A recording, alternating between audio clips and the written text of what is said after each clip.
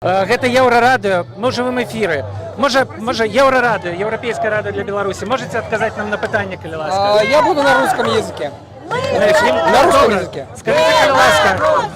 Беларусь! Не поверите, мы таксама ўсе за Беларусь на Еўрарадыё. Можна мы поразмаўляем з чалавекам? Не пройдет никто. Ніхто. А хто? Прабачце, а хто імкнецца прайсці? Дорогие, мы все понимаем, что на Украине, что смотрите.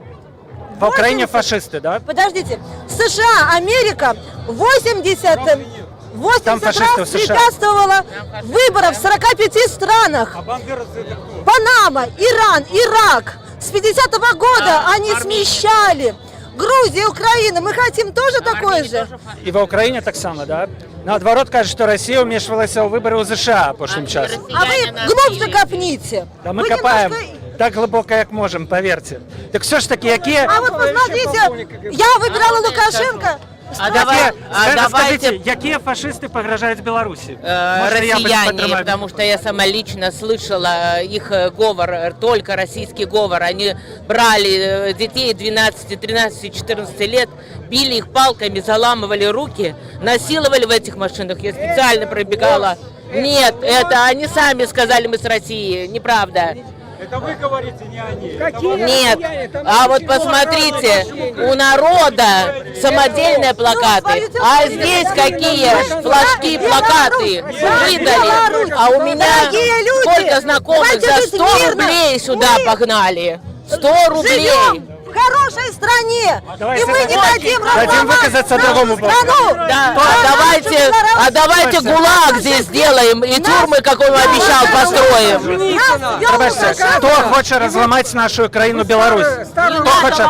Пробачте, давайте... Кому не дадим разделять и властвовать? Так а хто хоче розламати Білорусь? Кому ми можемо не дати? Народ, и нас не разделить. Так а хто нас молодец. розділяє? Мы сколько Хто стран розділяє карантин Білорусь? не ввел. Мы получаем зарплату 4 месяца, я просто а в Европе люди бедствуют. Правда, там пенсионеры ездят на экскурсии, я сама... Как раньше говорили, мировое буржуазное правительство. Я убежден в этом. Сейчас работаю. Некая сусветная закулиса такая, да? Она есть, она выражена в различных буржуазных правительствах. Я говорю старыми словами, но я так убежден. И у нас здесь государство пока еще большинства народа во всех его выражениях, как рабочих, так крестьян, так интеллигенции, оно находится в трудном положении. Оно на 10 лет развала Советского Союза, в котором, кстати, я участвовал. Вот так. Ребята, хапнуть здесь то, что сделано, это нормальная позиция любого противника.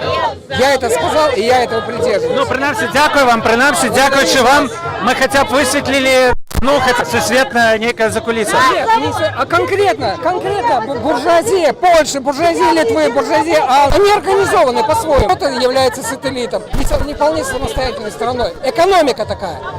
Помните, экономика. Не, я перший раз бачу этого человека.